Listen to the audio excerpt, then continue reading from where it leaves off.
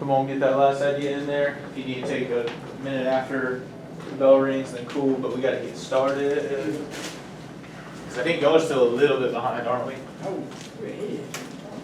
You missed a whole day this week. There's no way you're ahead. We're about the same. Behind. Let me collect this quickly. Oh, shit. Okay.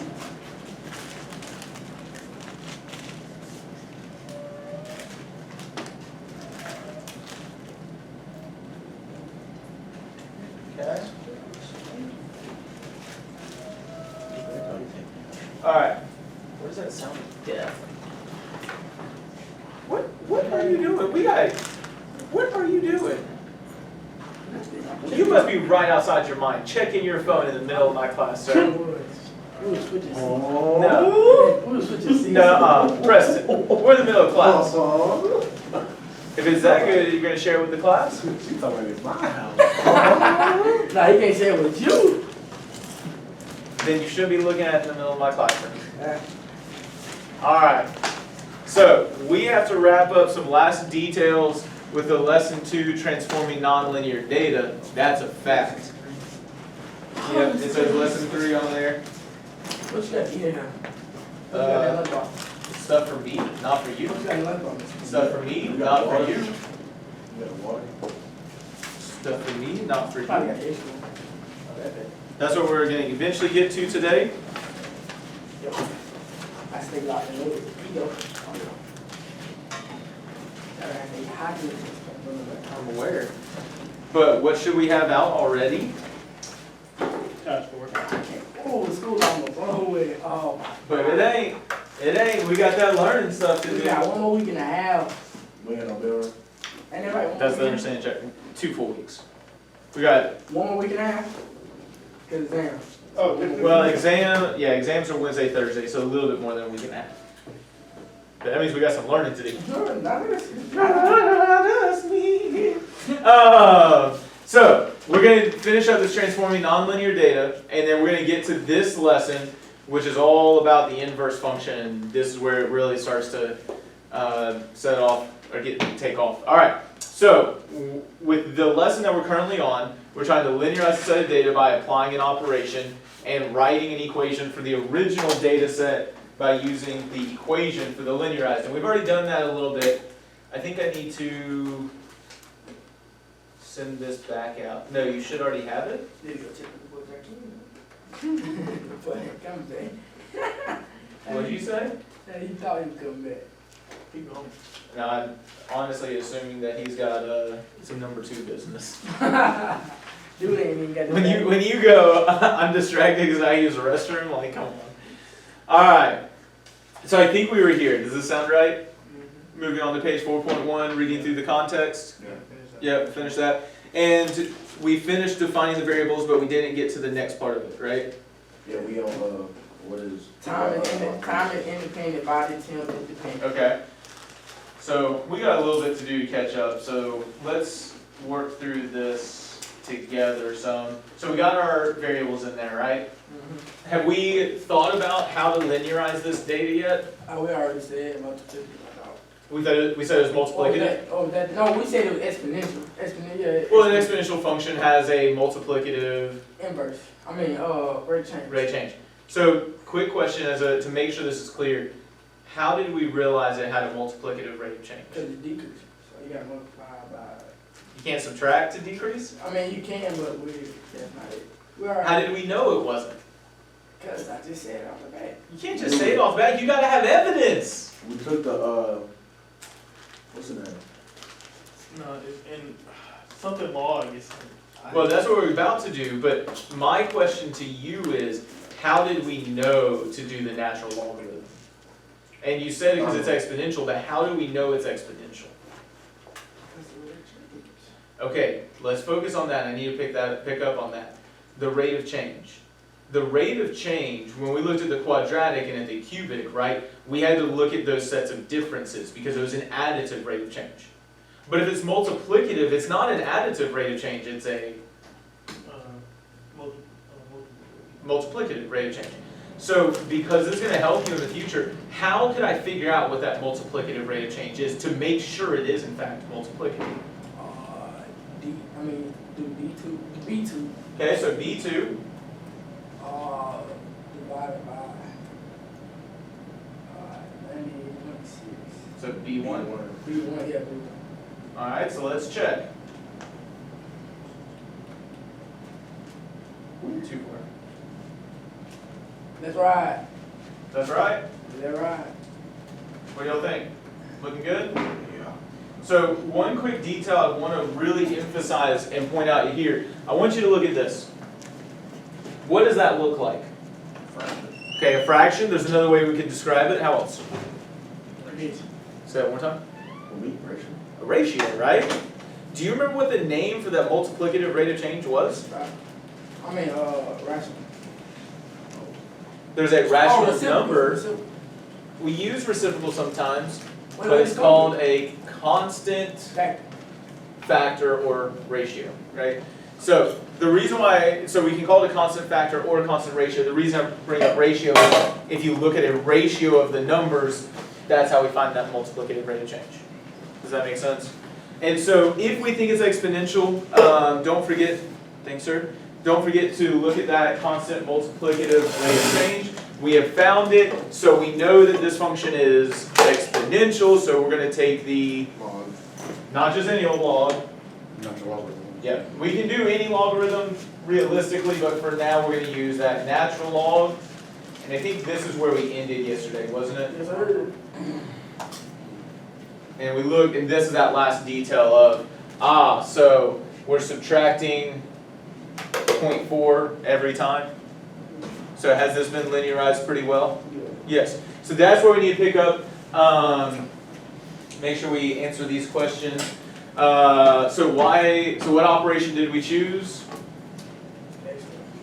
Nope. So you're free. So apply some operations to the dependent variable that might linearize the data. What did we choose to linearize the data? Log. Not just Natural natural logarithm. And how do we know that it was a natural logarithm? Because we found a what? So found multiplicative rate of change and a logarithm is the inverse of what? Well, what type of function had that constant multiplication? Exponential, right? So it's the inverse of an exponential.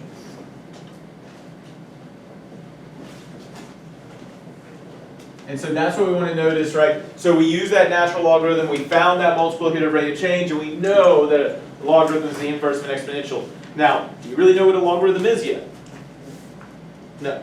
We will explore that probably starting Monday once we finish up these sets of problems or sets of tasks. Okay?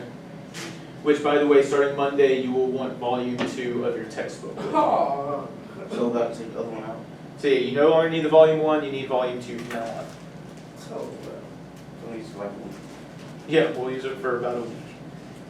Okay? So, what other operations did you attempt to linearize the data? Well, none, because we looked at that rate of change. So, overall, between all of these tasks, why do you think other operations are not linearizing the data as well? In order to linearize the data, we need what? Right inverse. The inverse what? Operation. So remember, we haven't fully defined inverse functions yet. We've only been using the inverse operation. We're going to use that to help us understand inverse functions. So we need inverse operation for the, or of the shape.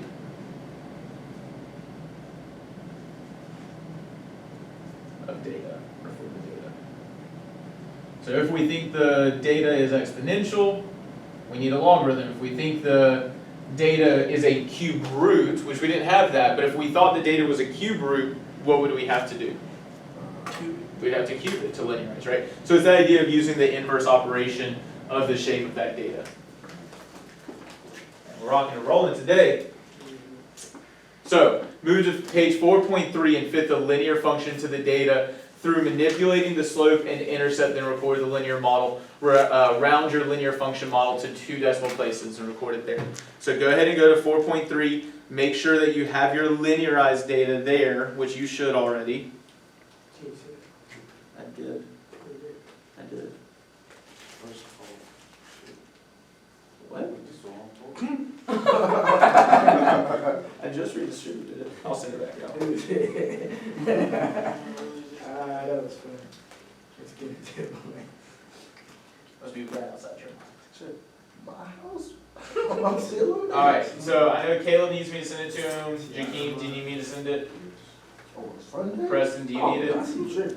I got it. You got it? Okay, I'll say, I knew that at least 2 of y'all had it. Alright, so the data's already there. You ain't send it. I literally just did. You ain't send it. You been signing in, buddy? Yeah, I found it. 'Cause I need to text. Oh, this ain't the same calculator. We so dumb. That's what I'm saying, I got it. So adorable. We went out there. Oh, this ain't the same calculator right there. Come on, we got stuff to learn. Get that model to your data, Right. record it, and start answering the next questions if you finish that up. Preston, you ain't even on the graph. Waffle. Keyshawn's the only one that has his model in there. Once you feel like you have a good model, record it on the page. Oh, we gotta pick the line, right? Right, you want to fit the line. That's how you should.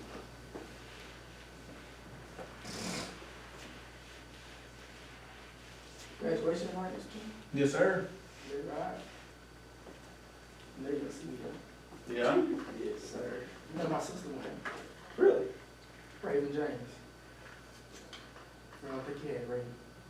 I did. You did? Taught her freshman year. Oh, yeah. Algebra 1A. Or even like 12th grade group. You actually brother sister? Or you She's all friends with Dean? just close family friends? My mother is married to her father. You friends? She's friends with Dean, right?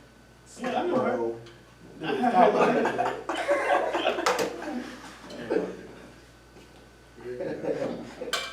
Okay. So I've got Caleb not on the right page yet, Oh, wait, I'm not on the right page? at least from what I can see. Yes, I am. Alright. That is the right page, Miss Kim. No, it's not. Oh, We're wait. on 4.3. This came out line tweaking. Line tweaking. And I put my card Guys, we gotta pick it up. Oh, this is a good point. So let's look at Preston's together. Does anyone know the issue with Preston? So like, are you having trouble rotating it correctly? I know the problem. What's the problem? You told me to do it a certain kind of way. Not just do a certain kind of way. I told you that you're always gonna have trouble with the slope if your y-intercept isn't set first, right? So you need to change your y-intercept. Notice, what is your y-intercept?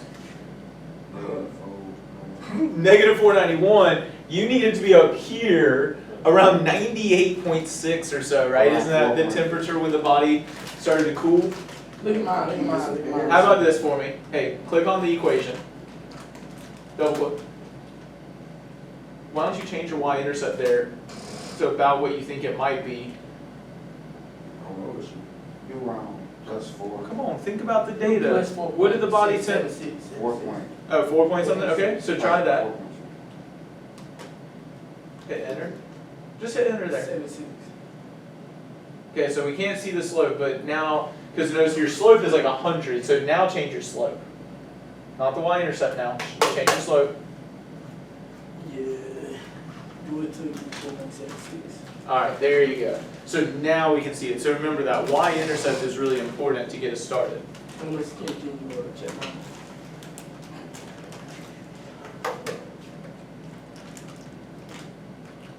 What do y'all think about Caleb's? That's not mine.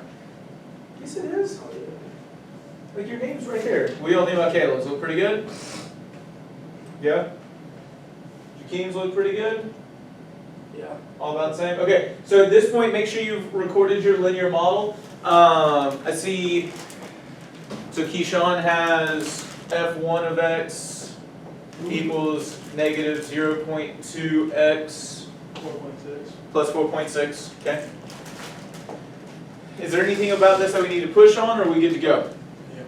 Hat. Do we need the hat there? Do we also need that F1? No. So remember, that's just out of the calculator to indicate the different functions, but we do want that hat or that prediction part. So, this is where we need to pay attention. I need you to really pay attention. Write the linear model with the inverse operation applied to the dependent variable. Now, oh, actually, I need you to pay attention to these labels because this comes up on the next lesson. This right here is the model for what? The original. No, the linearized. That's the model for the linearized data, okay?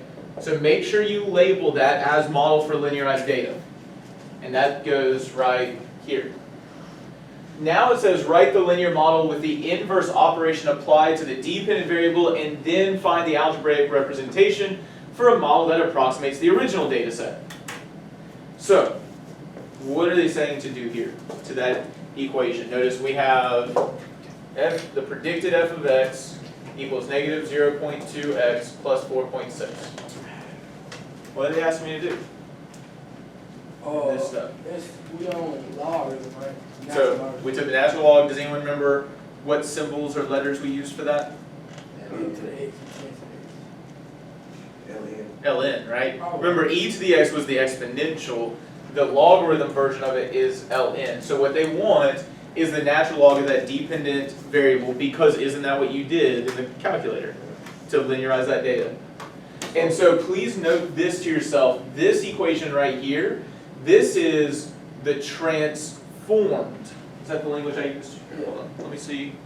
No, it's not here, that one. This is the transformed linear model. Okay, so we like do Ln equals, and then with the natural logarithm, but that side. Well, remember, this is the transformed linear model. This is the linear model noting the transformation of the natural log. For the model for the original data set, what do I want on its own? So model for original data set. What am I going to do? What do I need at the end in order to have the model for the original data set?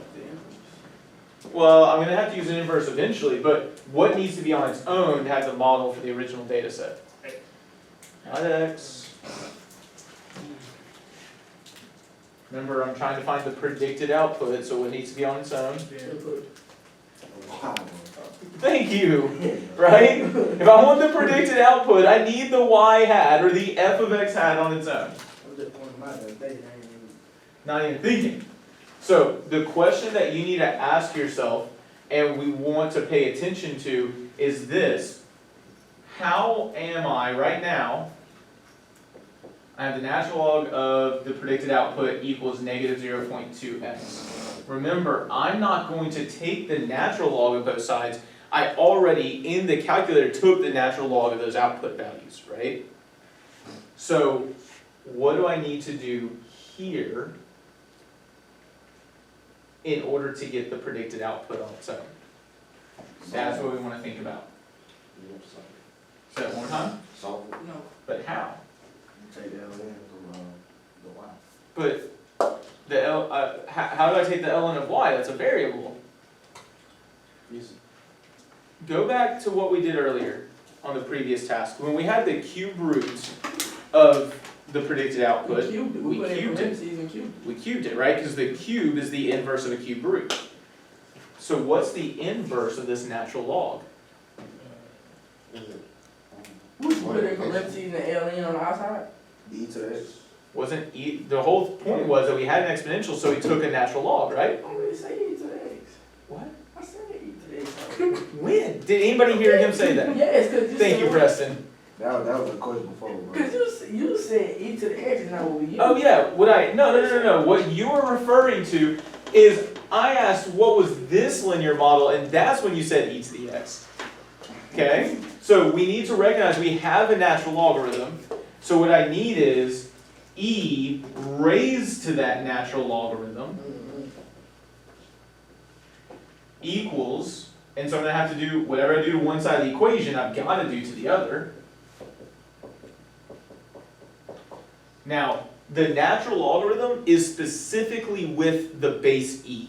There's infinitely many exponential functions out there, and so we have to make sure that the bases line up, and we'll go into a lot more detail about those logarithms and how we pay attention to that. But we just need to notice we need the inverse, and whatever I do to one side of the equation, I'm going to do to the other. That's that property of equality. So what's going to happen here with the e in the natural log? Cancel out. We can cancel out. They are inverses, and I'm going to be left with f of x hat, the predicted output, is equal to e to the negative 0.2x plus 4.6.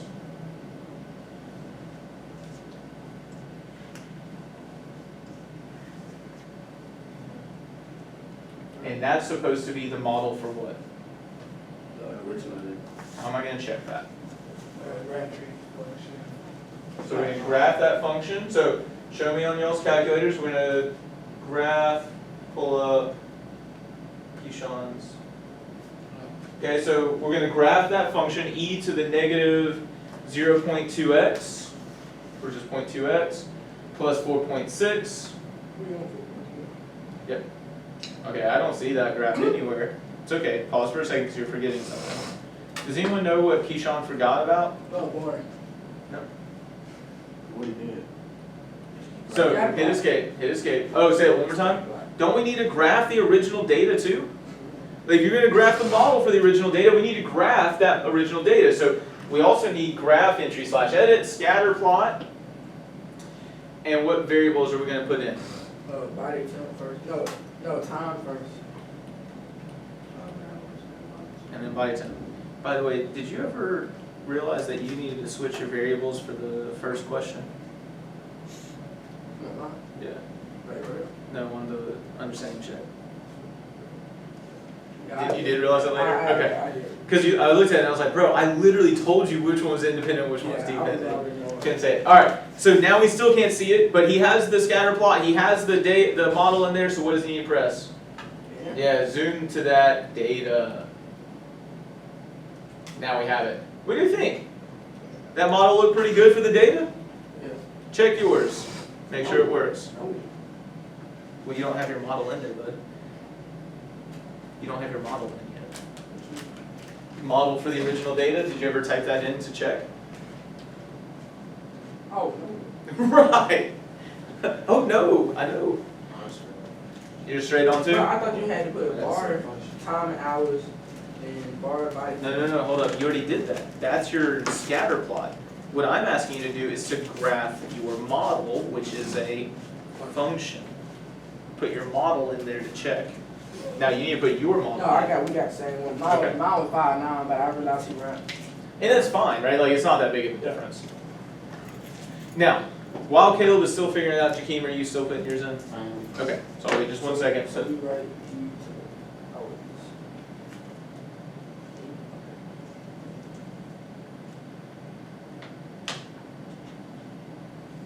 But I still understood. I don't understand chats.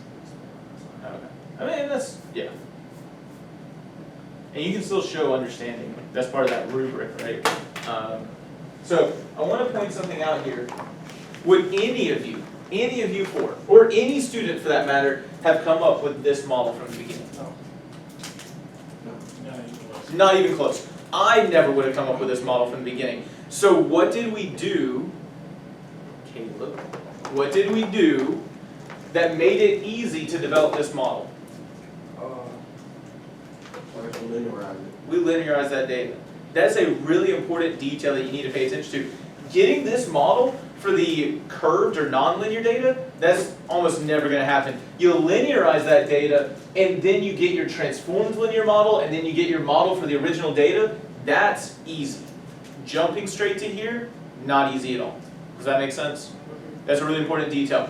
Now, so that's what we want to wrap up with on this lesson. Considering how the data sets originally looked and the models for the original data set that you developed by the end, why do you think that we And other mathematicians might want to go through the work of linearizing data sets as we did in this lesson to develop models. Well, it's easy to fit a model to a what? Not just any old graph. Which type to a linearized set of data? That's what you would want to note here, is it's so much easier to fit a model to linearized data and then back out what the model for the original data is. Please note that to yourself. That's a big idea. It's to help us understand inverse functions, but that's a big part of this lesson. Or don't pick up a pencil and write it down, I don't care.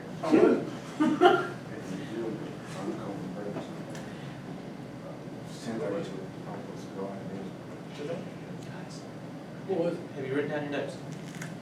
So why do you think that we and other mathematicians might want to go through the work of linearizing data sets? So we can get the, Because it's easier. Because it's easier to what? To fit a line points. Right. Basically, it's easier to work with linear models that we then use to get the model for the original data set, right? It's easy to develop linear models, so we work with linearized data sets.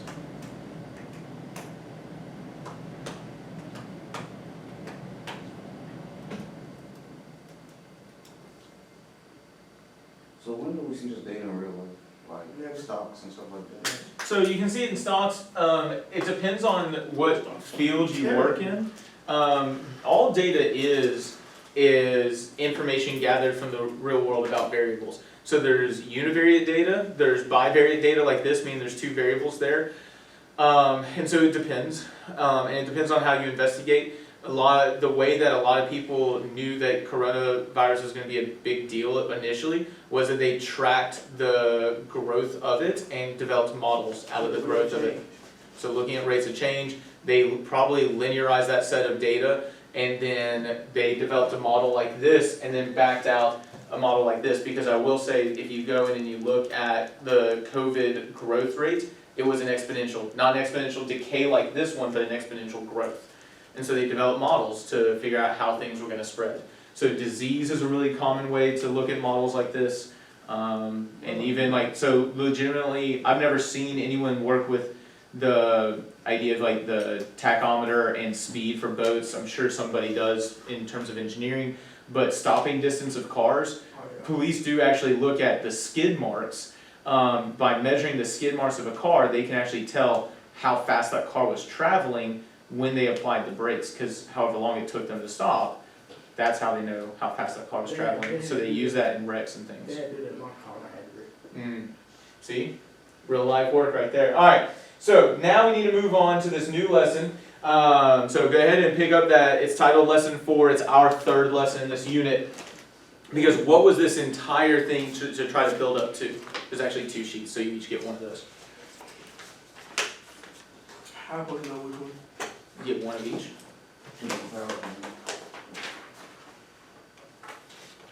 Okay.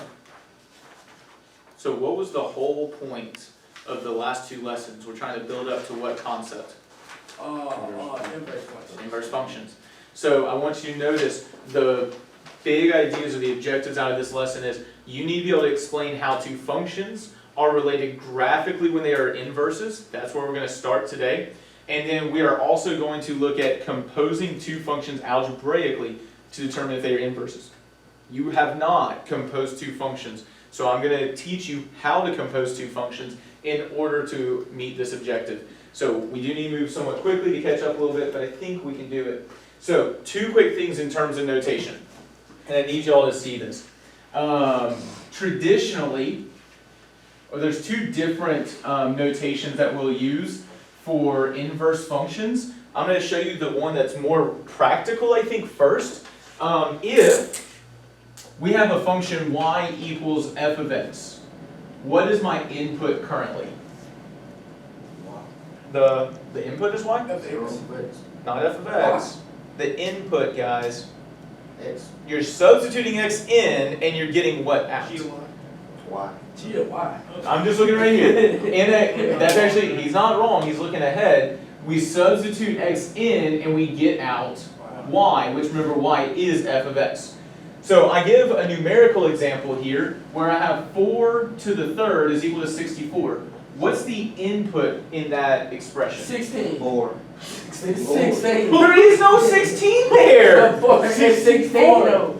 60. Hey, is it squared or cubed? I think it's 4. But 4 to the third It's 4. is 64. 4 times 4 is 4 16. times 4 times 4. And 16 times 4. But 16 times 4, exactly. I know. But hold up. This is equal to 64. But hold up. It's the 4 that's the input. It's 4 that's being cubed, right? Yeah. Like if I had x cubed, what is being cubed? The X. 4. Right. I'm drawing a parallel. So the input is the x is the 4, right? So 4 cubed is 64. But Shut it, rock. if we go backwards, okay? If we go backwards from there, what's the inverse of a cube? Cube root. So the cube root of the 64 It's 4. is 4. Notice how 4 was originally my x, 64 was originally my. So now, what was the output is my input. It's still y though. And what was the input is now my output during that inverse function idea. So y is equal to f of x, that's the original function. And if we're looking at the inverse function, what's the output for the inverse function? It's, no, just in general, like if y is equal to f of x, what is the output for the inverse function? X. X equals, and we're going to use g this time, g of y. Y becomes the input for the inverse, and x becomes the output. And so we're going to use that notation with this lesson. Okay? And it's to show how what was an input is now an output, and what was an output is now an input. So, there's a couple of details there. One thing I do want to point out is this. With lesson 3, there were 4 tasks. One that we just kind of did together to show how things worked. But then lesson 2 was the stopping distance one, which was quadratic. Remember that detail? And then the task 3 was the cubic one with the boats. And the 4th task was the exponential one that we just looked at. There is something unique about quadratics, so that we're actually going to do that one last. Right? So that task 2, so everything in lesson 4 is built off of lesson 3, but the task 2 we're going to do last in this lesson. Okay. So you each had different models, but state your transformed linear model for task 3 about the RPM. So what would have been the transformed linear model for one of you? 85. Task 3. 0.14 plus 0.88. That's a mixture between both of ours. We'll just combine that, but it's fine. We can do that though. 0.14x.